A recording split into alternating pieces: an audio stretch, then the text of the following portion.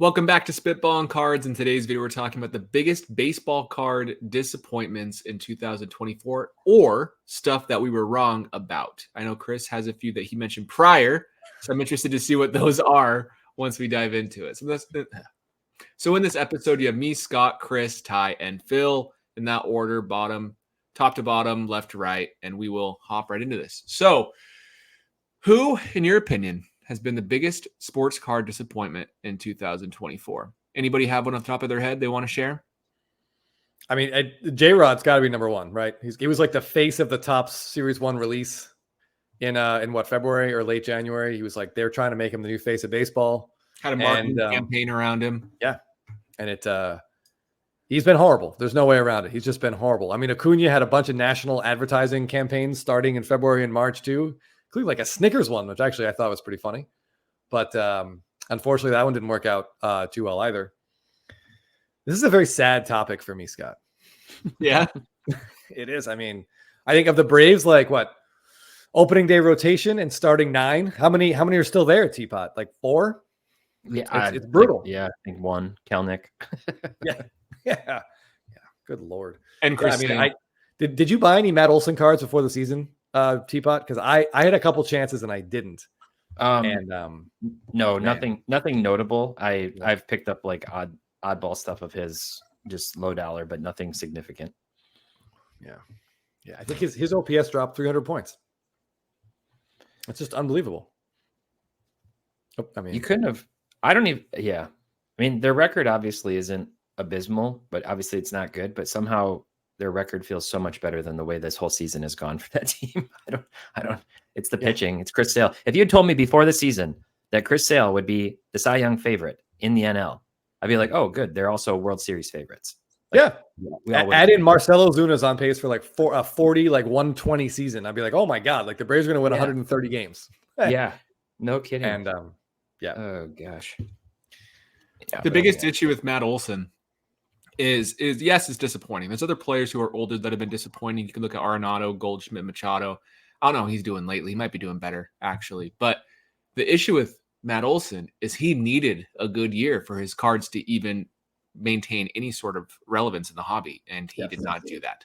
So now, like long term, like it just feels like his Hall of Fame odds, long term value odds are gone. I'm sure it hurts as a Braves fan seeing Freddie have another Freddie Freeman type year and Matt Olson not.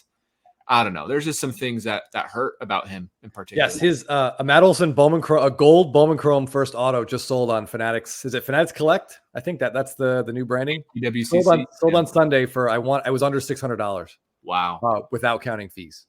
Wow. Yeah, that's a big one. Yeah. Big disappointment. All right, Phil, who are you disappointed in? Nolan Jones. Ooh. I mean, if we're really gonna to go deep, this is a guy that had an amazing 4 months last year. He garnered some Rookie of the Year votes. I think he might have finished in either 3rd or 4th. This is a guy that showed speed, power, batting average. And this year he's hitting 202. And he calls Coors his home. I mean, that's pretty bad. I mean, this is a guy that would never been like a strong long-term play because of his age at debut, because he plays for Coors, and the stuff you have to do in Coors, you really have to take it like 1.5x just because of that offensive environment versus other people's stats. But that's one that didn't go so well. Manny Machado, I know, Scott, you brought him up quickly. This is a guy that's had back-to-back off years. I know marred with injuries, different injuries perhaps. Last year was his elbow. This year, what was it to start off the season? Was it the elbow surgery that he's recovering from? He had like tennis elbow surgery in the offseason, so he couldn't play third base for the first 6 or 7 weeks. And obviously his swing wasn't quite back to where it should be. Yeah. And I mean, he hasn't been terrible. I think I saw like 270, 20 home runs. But Matt Olson, man, like this makes last year an anomaly. This is a guy with that massive uppercut swing, super long, tall dude, lanky, like not a guy that you would think could hit over 300. He did it, right? He hit over 300 with 50 bombs. And now what's he hitting? Now this is back to the old Olson that we were afraid of. So worse than the old Olson. Yeah, this is like a different Olson. Yeah, just a really shitty Olson. Yes. So that's too bad to see with him. So now we're no longer even considering a trajectory. We're just like, oh, okay. 1-year wonder type guy. I know he's had some other pretty solid years, but last year was unreal. Yeah, his OPS plus last year was 164, and this year he's league average. Yep, WRC plus 160, and now he's league average. What's his WAR for Baseball Reference? Do you have it in front of you? I do. 1.8. Fangraphs doesn't like him. 0.7. 0.7, that is. Yeah, I mean, he's played every game, so that probably helps a little bit. At least he's, physically there. He's up to 22 home runs. He could have a big September and creep over 30, but I mean, this is still just brutal. It's almost like it's completely an irrelevant 30 home runs if he gets there. Worst strikeout rate of his career, if you exclude 2020. Actually, that's not true. It was rookie year. He had a higher strikeout rate in 59 games, but 26% strikeout rate, lowest walk rate of his career, right at lowest walk rate at 9.5%. Just sad. 226 batting average. But enough Matt Olson talk. Another player who's been disappointing, Bo Bichette. We talk about Bo Bichette and just the crap storm that he's a part of right now. Now he's saying he doesn't want to go back and play for the Blue Jays anymore. So now his hobby's going to be irrelevant and stuff. So it's going to be interesting with Bo Bichette. Right now he has 0.2 WAR, has a 69 WRC plus, hitting 222 as well with a whopping 4 home runs. Yeah, I believe he's still on the IL with a calf strain. I didn't hear those comments. What did he say about not playing in Toronto? I saw a Twitter post about it, so I'll have to go look. But I saw basically saying that he even admitted it wasn't likely for him to resign or something. Oh, okay. Not to resign. Yeah. Yeah. So yeah, I mean, he led the AL in hits 2 years in a row, 21 and 22, and looked like he was just going to be like, I don't know, it was almost like a poor man's Nomar Garciaparra, like just a right-handed stick generating tons of hits. And he was awful for like a month, and I feel like he's just been dinged up pretty much ever since. Yeah. Yeah. 3 straight 20 home run seasons. Last year was probably his best year on a rate basis and best defensive season he had. It's just he played less games. Any other thoughts on Bo Bichette, or is not worth talking about? Yeah. I mean, this is why you have to really pay attention to the total equation with certain players. I made a comment last week in a video that 5 tools helps you have a higher floor regarding your real life value and your fantasy value as well. Card value. Sorry, I was distracted by Chris. Hobby value, as well as it gives you a higher ceiling, obviously, too. So with Bichette, he was never really a 5-tool guy. And if you looked last year at some of his like secondary contributions, his sprint speed fell off a cliff. His defense has never really been great. So I can see why not he, but Toronto wouldn't want him back. Because at this point, he's sort of overrated, even with those massive 200-plus hit seasons, right? Or is that at least one 200-plus hit year? I don't know. Yeah, he was leading the league in hits, but 191 and 189 were his 2 league-leading numbers. Yeah, but four worst seasons in a row, 4.9, 4.94. Yeah, so it does it all with a batting average. Once that isn't there, he's a below-average player. He's a very bad player this year. I don't think anybody really saw this coming. Hopefully we'll see some positive reversion to the mean, if you will, of his like career capabilities that he's shown. But this doesn't look good. So let's talk about cards. We talked a lot of baseball players so far. Oh yeah. Between Matt Olson, Bo Bichette, and Julio Rodriguez. Maybe we remove Julio. It's too obvious. Yeah. Which player's cards are the most confident in bouncing back? Let's remove Julio. Bo Bichette or Matt Olson? Oof. Whose card are you taking? So you have to drop. You have to put in $1,000 of your own money. All right. Let's just, before we get to that question, I think Teapot said a guy he wanted to mention. I think we should mention that player first, and then we can add a third player. Or that hypothetical? Yeah. Who's your player, Ty? All right. I got a couple guys because we're talking about people before the season, and I thought the Nolan Jones was a good one, but I'll bring up Riley Green and Evan Carter, and 2 guys who are having very different seasons. Evan Carter hitting by chance. Yeah, Evan Carter hitting 188. Is that better? Looks good. Yeah. Evan Carter's hitting 188 for the season. So here's their just kind of stacking up. Bichette. Now, granted, this card PSA 10 hasn't sold since May 21st, but it's at $480. Low pop on all of these, but Bichette at 480. Evan Carter's dropped down. I'm going to pull Bichette off of this chart and show you over the last 6 months. Look at where Carter's was. He's down 73% because of this terrible season. So it's really a tale of 2 different stories. This card topped out at $950. He was incredibly hot, obviously, last year as part of that World Series run for the Rangers. And but Riley Green's had a good season. Like he's had a good season. The Tigers haven't done jack crap. Green has missed a little bit of time, and as a result, I think his prices are just flat. So that for me is like a disappointment. In that I thought he would see some price appreciation. I guess he's been just not good enough to not really garner any real attention, I think. So, but looking at these three guys this season, interesting to.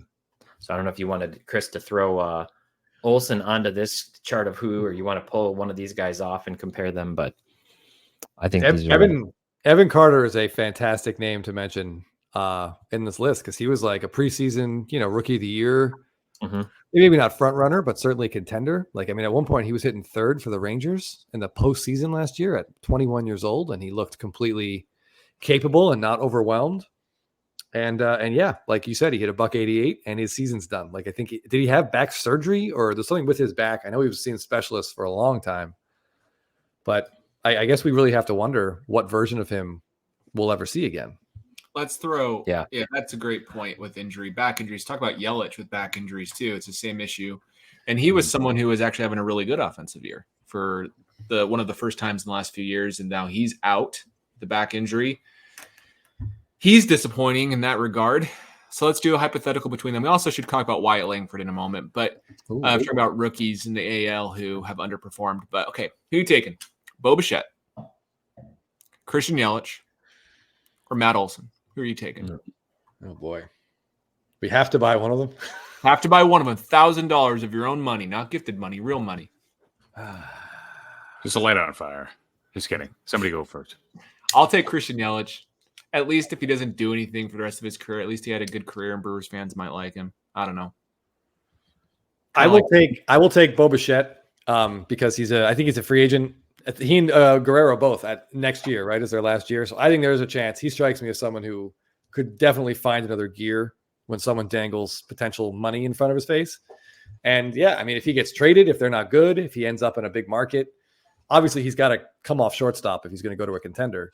But I still think there's like potential there. He had that extra kind of it factor that he seemed like he was cool and people liked him. Hair, the bow flows, like he had a lot going for him. I think he can get that back for I could put $1,000 in today and maybe get 1,100 out. He could also just be Trevor Story. Yeah, he could be Trevor Story. Maybe Trevor Story. He could go to the Dodgers and play shortstop. Legitimately, I could see the Dodgers doing that. Trading for him within their prospect depth, getting rid of some players that will never amount to anything, but people hope they're going to be good. Dodgers always do that unless it's Jordan, then they don't do that, right?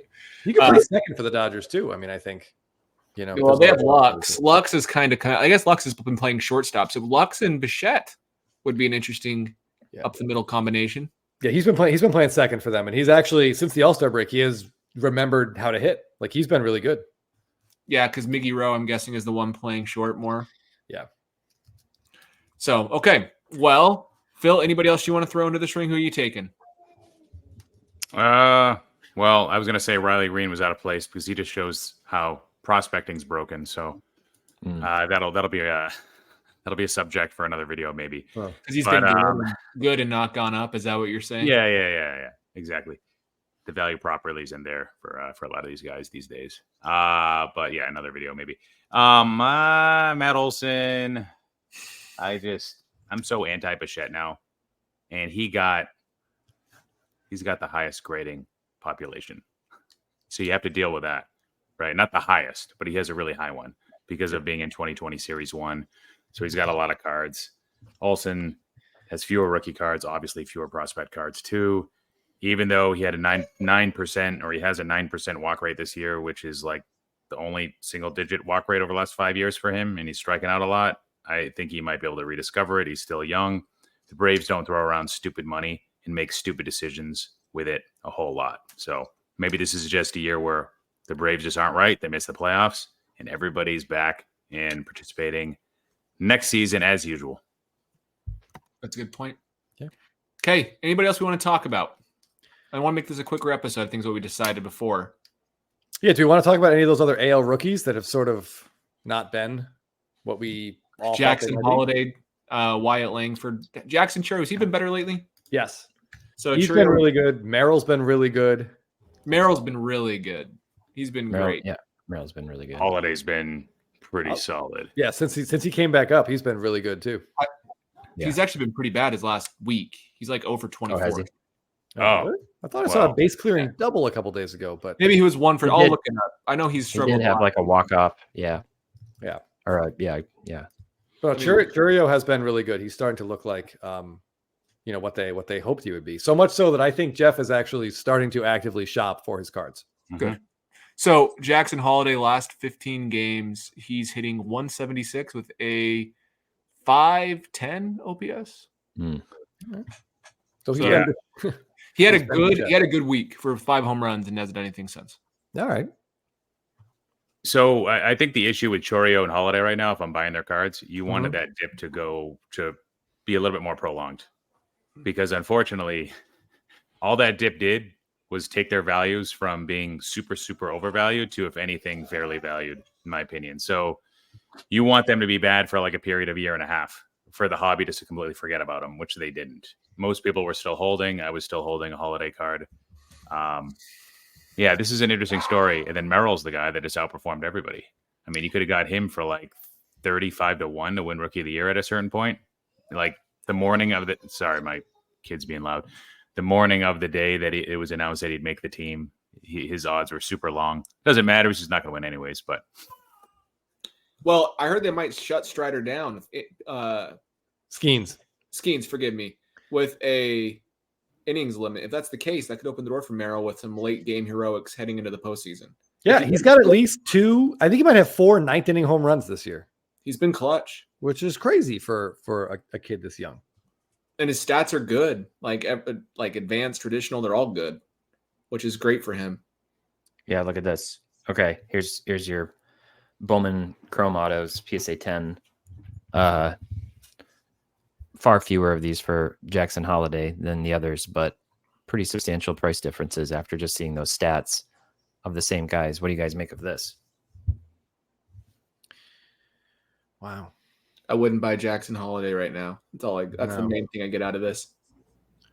That's the same price as roughly a Mookie Betts, isn't it? 1.2. Maybe Mookie's a closer to 2 at this point, but yeah, we actually just talked about this, Teapot, like about a week or two ago. Yeah, 1.2, wasn't it? Mookie's was like 1.3 or 1.25, something like that. So it was just under Skeens. But are those recent sales? Because I know he was at 1.5 for a long time for a 10 base. This is a sale from the 22nd, so he was down. What we were looking at before, I think. That was early August. That's what we're thinking. Yep. But that's wild. Makes you kind of wonder about this guy. You know who else we haven't talked about that we probably should is James Wood for the Nationals. He's been really good lately. Yeah, I assume he's going to be the poster boy for Series 1. Yeah, and for good reason. Like, what are his stats look like? I know he's been actually starting to hit really well lately. Do you have his stats pulled up? I'm pulling them up right now. So low WAR, but he has good everything else. But like a 136 OPS plus, 284 batting average. He's really turned it on lately, which is good. So he's the type of guy you could have some big home runs too. I thought he would have more power, like more home runs than he does, but I mean, he's young. It'll come. I mean, I think he's only like 21, 22, something like that. Yeah. How old is he? He's 21. He almost 22. Yeah, that's why I wouldn't buy Langford, because he's the oldest guy here, right? By a little bit. He is almost 23. He'll be 23 in November. Got it. Okay. Yep. Yeah. So, I mean, if Langford figured it out right away, he'd be massively, obviously, undervalued at current prices. But that even if it takes like a few seasons for him, then he's working his way to hobby irrelevance. But it's still early, of course. He's got to turn that around. Everyone's working their way toward hobby irrelevance. That's a great quote, Chris. Including us. Yeah, seriously. Faster than we like. All right, like that, yeah. Someone pull up these two players for me for their first season. I want to look at Churio in his rookie year versus Griffey in his rookie year.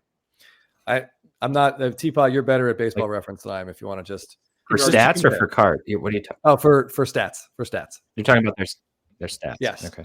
So Wood is 6'7", 240 pounds, according to Fangraphs. So the power will come with him. It's Wood, not a matter of when. Yeah. He hadn't. So Foolish Baseball is a great follow on Twitter. He always has fun stats. Wood had not pulled a ball in the air for the first 40 games of his professional career. And now he's starting to, which is why he's doing good. So it's just one of those things where he's figuring out big league pitching. But he has easy opposite field power. I need to show you one of his opposite field home runs. It's just insane. What he did. All right. Wow. So I think Griffey was 19 and Churio's 20. Mm. I think I think I have that right. But it's Churio's 20, yeah. It's pretty interesting. I was talking to Jeff about this. If you know, Jeff is from Wisconsin, huge Brewers fan. I was starting to get him pretty pumped up at some possibilities here. Obviously, it's unpredictable where he goes from here, but I think it's pretty interesting. That's the crux of it, right? Griffey didn't blow the barn doors off this season. No, he's 19 years old. It's so hard to gauge where guys can go and what their consistency will be and what their ceiling is. And we've had the conversation even with Harper versus other guys. Is it better to have 3 MVP caliber seasons over 7 years and the other 4 to be kind of middling, or is it better to be consistently at a 4 WAR every year? For cards, it's better to have those big seasons. I feel like we've been spoiled by guys like Acuna and Soto and even Tatis to a point, who come up and are just really, really good. Immediately, they just fit in. They're great right off the bat. But a lot of these young guys aren't going to be. They're so young. They're still developing. They're still getting bigger and stronger and faster and figuring out what they can do. So when you look at someone like Griffey, you might think that this is a guy who was an MVP his rookie year. He wasn't. And the nice thing about Chourio is this is a guy that has struggled multiple levels in minor league baseball when he was playing on average 2 years younger than everybody else. And then the next year or later that season, he would figure it out and be dominant. So he did that in the majors this year as well. So that is definitely the most promising thing I think we've seen across the board out of all these. Well, I know what Merrill's doing is good. I just don't know if it's hobby good. Yeah. But that's a guy that a lot of people didn't expect to hit over 10 home runs this year. And they thought that the launch angle and his ability to hit for power would mature, and it already has with Merrill. So this is a guy that could be also interesting for next year. He's just kind of expensive right now. When your orange foam chrome autos are selling for over $3,000, PSA 10s, you think the hobby's forgotten about you, but you're still getting enough attention. Talk about Merrill. Also with Merrill, position change heading into this year and did a really good job with it. That was another big thing against him, and he's been great. It's amazing how the Padres just keep moving players around and they keep succeeding. So it's rare to see that happen the way they've done it. Yeah, the Padres are a great success story. We talked about disappointments, but who would have thought a team would lose the Cy Young winner, their best closer, and their best hitter and get better? Did I just see that Brent Rooker's 29? Sounds that about was right. Profar. I don't know. Oh, the Rooker. Oh, Rooker is 29. Rooker's You're right. Yeah, Rooker's 29. Wow. I thought he was 27. Invest. Green color match autos. It only took Profar 11 seasons to figure out how to play decently. After he's still prospect hype. Oh yeah, that baseball prospecting is such a mess, man. Predicting these. I still think about that video you did, Scott, when you that was a really good video. It was probably a few years old now, when you showed the stats around the odds of somebody making it to the Hall of Fame based on where they're drafted. Do you remember that off the top, those stats off the top of your head? I can find the spreadsheet I worked off and get you those numbers. It was a very insightful video, because I don't remember the stats, and maybe I'm being hyperbolic, but it was there's a 0.8% that somebody makes the Hall of Fame if they're drafted after the 4th round in the MLB draft or something, and so you start looking at players even who maybe start stringing together good runs, and it's I think I even looked at minor league.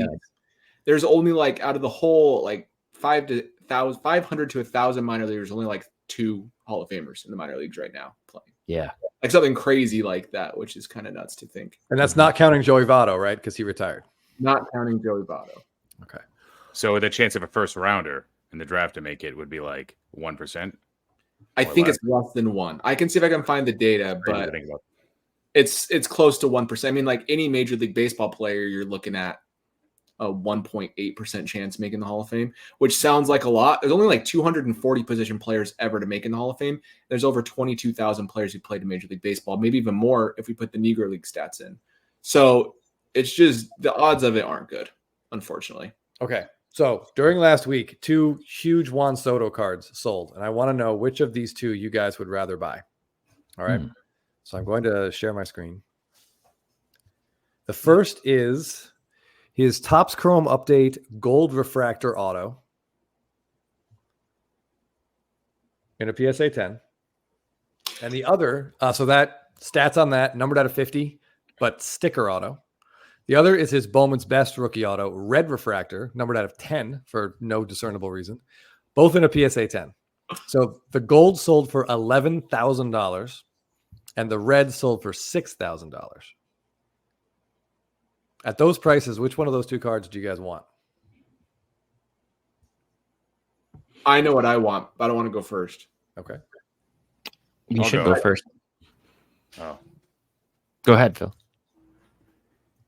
At those prices, thank you those for the prices. qualifier. I'm taking Bowman's Best, but I would much rather have if that gold seemed to be a little expensive, given the market of like. So his non-autograph version of this, a PSA 10 is probably done like 6 not too long ago, and like would it really sell for close and double with a sticker auto? That's how it was treated during like the pandemic spike. I know that because I used to have an orange auto, but. I like the classic pose, the HMT 55, the US 300. I mean, I would really try to make myself go for the gold.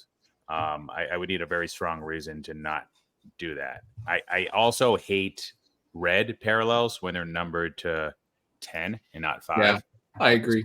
Especially when they're numbered to 25. That really bugs me. Yep. And also paying up for a PSA 10 on a red seems kind of silly, even though it's cheaper because it's 6K versus 11. So I would say like until you brought up the whole pricing thing, I would really try to go for the gold. 13 PSA 10s. Does that change your mind? 13 out of 50 are PSA 10s right now. The 2018 update quality control was impressive. Probably the best I've ever seen. Yeah. Like legit. Yeah, So- Topps Chrome update was insane. So I would take the gold personally. And I usually really like on card more than sticker, but I agree with Phil. The image is important. I think that the ceiling is probably higher on that gold compared to the red. We've seen it with even like Bryce Harper. A lot of his secondary rookies, even if they're short printed, low number, they just don't do the same. And so I think that the gold has more to it, but that's what I would take. I like the image better. I like the story. It's his only Topps Chrome autograph. I like it. This card sold for $4K in January. Nice. And 11 now. And I mean, I was looking at the bid history because this was a Probstein item. And I mean, it looks legit. There's a lot of bidders. I'll put it that way. Like even at 6,250, you've got this guy, and then you got this guy, and then 1659. And then there's some different people in here at the end with low-ish feedback, but it's not 0 or 2 or 5 or anything like that. I mean, I don't know. You click on this, see where else they've been placing their bids. They're not. I haven't seen. Protein hasn't relisted this, so I'm assuming it was paid for. Yeah, it looks legit. What are you taking, Chris? I wait. Teapot hasn't. I'll go after. Oh gosh. That price just seems high to me is the problem. Like it still seems high. I didn't show maybe I did show the all data because that card was obviously during the height. Even back in 2022. So 2 years ago, it sold for $14K. Oof. So maybe, and I mean, that was when stuff had started to cool down quite a bit, actually, a lot of cards. So initially my gut said the red, but I might say I'd actually still go with the gold. I think if Best was a stronger brand right now, I would say Best. Best has kind of lost its shimmer a little bit. Yeah, Best and Finest have definitely kind of taken it. I don't know. That sticker would drive me crazy. It would. I'd have a real hard time with it. It's not an autographed card. Like it just isn't. So I would probably buy the Best for 6K. And I don't know, maybe long term that's not the right move because the other one is Topps Chrome. It is gold. It is that same image, so it's got all that stuff going for it. I'd rather take that 6K and buy the non-auto gold personally, but that wasn't. You could buy a whole bunch of Yelich. Yeah, I could buy a hell of a lot of Yelich. Got a nice 10 first Bowman Chrome gold Matt Olson. A whole bunch of mums. Right. So if I'm buying that card, I'm not buying it with the intent of keeping it. All right, so that wouldn't bug me as much with the sticker auto. If it was for my long-term PC, I totally see what you're saying. You could put 11 grand into a really great blue Bowman Chrome autograph BGS 9.5, right? Like that's a much better use of your money, in my opinion. But I think that I don't know. There's just so much of the best you have to kind of explain. I know. Yeah, you're right, and it should be out of 5. I don't know why Reds are at a 10 in that set. It makes no sense, which is probably why. I have a trivia question for you guys. Maybe this will impact your decision on this. I don't know. Although the math on this doesn't quite add up right. But so I'm on Bichett's website, and on Bichett's website, you can type in like a player's name and year and whatever, and they have sort of like the slice and dice metadata attributes on the side. So how many individual rookie autograph cards do you think Juan Soto has? And that includes like the different parallels or cards with multiple autos. There's no way for me to refine it down to like. Does that also include inserts and the inserts that are numbered? Inserts and everything. Just any rookie, any 2018 card with an auto on it. How many unique cards with knowing parallel, like a gold is different than a red? How many would you guess he has? 200. Okay.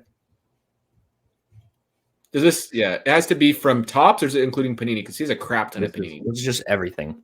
Okay, you're counting like each card. So in Topps Chrome, we got 25 reds, 50 golds. That's 75. No, not unique copies, unique different cards. Is one, red is one, Superfractor is one. So if you're including Panini, it has to be upwards of 350, 400. Are we including Panini? I don't know. That. It's everything. I just put in Juan Soto. That's it. I don't know anything about Panini. Just Juan Soto. I'll go under. I'll say like 70. I'll say like 175. Okay. So if their checklist is correct, I think it probably is. It's 241 unique autos. So you were closer before you kind of went. What's interesting is this maybe does impact it. 174 of those are on card. And then it says 51 sticker. Now the math doesn't quite check out to equal 241, so I don't know how they get that, but maybe some of them they don't have categorized or they don't know. But if it's, 80% of them are on card autos and that card's a sticker auto and there's 241 different autos in his rookie year, how much more does that sticker auto hurt it? I don't know. Can you filter out unlicensed or no? Yeah, let me show what I'm doing too for anybody who's curious about this. I sometimes I do this just to get to more data granularity, but all I did was go to pricing and checklist, put in 2018 Juan Soto, and then I can come down here. Oops. Hey, good news for the WHIP believers. Aaron Judge is grounded into a double play. The top of the first inning. His season is over. Yep. The MVP race just flipped. And he tore his ACL. Right. That didn't happen. Done. Oh my God. Yeah. So I don't think that affects my decision, Ty. I think actually after thinking about it more, we did that Soto draft, right? We did a video where we all had a chance to pick his best, what we thought was his best rookie autograph that was still available. And then we went through Heritage. We picked Dynasty.